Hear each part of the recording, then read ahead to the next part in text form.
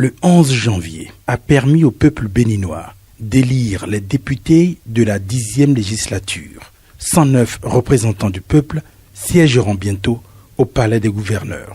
En attendant leur entrée en fonction, les attentes du peuple béninois s'articulent autour de 3 axes principaux. L'amélioration des conditions de vie, le respect des promesses électorales et la consolidation de la démocratie. L'hémicycle, c'est un haut lieu politique où toutes les forces sont représentées, c'est-à-dire l'opposition et la mouvance. Le bémol, c'est que l'opposition ne sera pas représentée, cette 10e législature. Les populations souhaitent que les 109 députés de cette mandature 2026-2033 soient de véritables porte-parole de leurs aspirations. Les attentes incluent le vote de loi qui rassemble la nation et dans laquelle tous les Béninois se reconnaissent. Moi, je souhaiterais qu'on facilite l'accès aux emplois pour les jeunes et qu'on facilite l'auto-emploi pour les jeunes également. Et je souhaiterais que nos chers élus puissent faciliter l'accès aux finances pour les femmes, en priorité les femmes.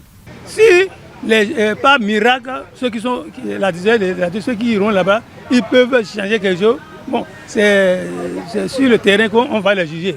Et ça dépend aussi de la nouvelle équipe qui va s'installer, le nouveau chef de l'État qui va s'installer en mai. On va voir quels seront ses rapports avec les parlementaires. Ils n'ont qu'à prendre les lois en faveur de la création, les propositions de loi, parce que les députés, c'est des propositions de loi, pour voir comment ils peuvent insérer les jeunes et leur offrir les opportunités d'emploi. La plupart des députés, il y a des jeunes, les députés, les jeunes qui vont là-bas, au lieu de s'occuper des jeunes, ils font leur propre promotion, ils oublient les jeunes. Donc ça veut dire que la politique, c'est ça que je veux dire.